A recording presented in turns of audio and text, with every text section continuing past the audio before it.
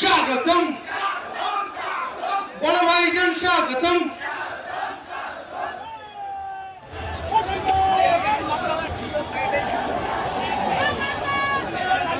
যাক, আমি আশপাশেই ছিলাম। আমি পুরো প্রোগ্রামটাকে দেখেছি, খেয়াল রেখেছি। সবাই যদি মাঠেই চলে আসে তাহলে বাইরেটাকে দেখবে। আমি 5 বছরের ফল নওশাদ সিদ্দিকী এবং তার সহযোদ্ধা আপনারা সবাই আপনাদের চেষ্টায় বিধানসভা আসতে হয়তো এখন অনেকটা বাকি আছে, কিন্তু আজকের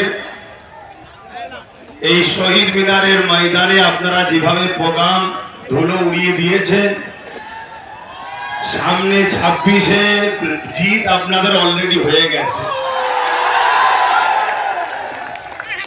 আপনাদের এতটুকুই বলবো, আমার স্বপ্ন কিন্তু ব্রিগেড ছিল যে 5 বছর পর কমসে কম ব্রিগেড যেন হয়, কিন্তু ওই স্বপ্ন এখনো ভেঙে দিইনি।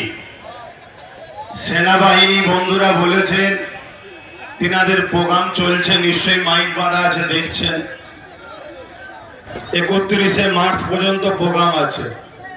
31শে মার্চের পরে আবার চেষ্টা করব, কিন্তু মার্চের পরে প্রচন্ড রোদ হয়। এই রোদকে অপেক্ষা করে যদি ব্রিগেড করি আপনারা সাড়া দেবেন তো? কেন আমার টার্গেট ব্রিগেড। কেন রেকর্ড হয়েছে 21-এ, ওই ব্রিগেডের রেকর্ডকে আবার ভাঙবো আমরাই। সেই চেষ্টায় আজকে গতকাল থেকে বারবার আমাকে বলেছিল, আমি বলেছিলাম আমি অবশ্যই কলকাতাতেই থাকবো, আশপাশেই থাকবো, পুরো প্রোগ্রামটাকে নজরে রাখবো।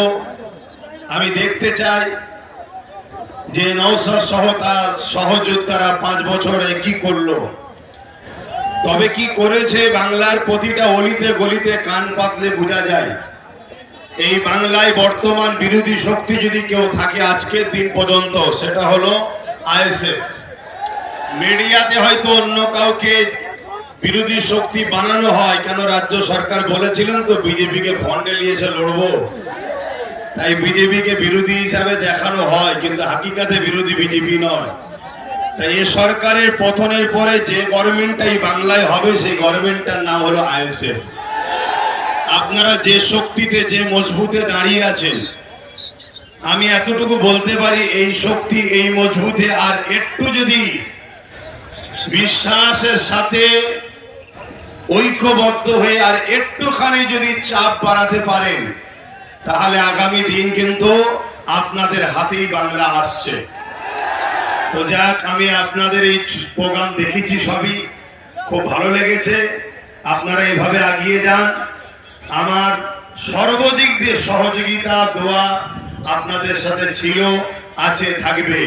আমরা ভারতীয়, ভিক্ষা নয়, অধিকার চাই। আমরা ভারতীয়, কোনো সংবিধান ছাড়া কোনো দাদা দিদির কথা মানি না। সংবিধানের কথা যে দাদা দিদি বলবে সেই দাদা দিদিকে মাথায় নিয়ে ঘুরবো, আর যে দাদা দিদি সংবিধানকে তাকে রেখে নিজেদের কথা শোনাতে চাইবে সেই দাদা দিদিকে সংবিধানের ডায়েরিতে এনে জেলের কারাগারে আমরা যুব সমাজই ভরব। এই অঙ্গীকার নিয়ে আজকে আপনারা তো চলে গেছেন, রাস্তায় সব দেখছি চতুর্দিকে। কারণ আমি যদি আরেকটু আগে ঢুকতাম তাহলে তো আরো সমস্যা হয়ে যেত না।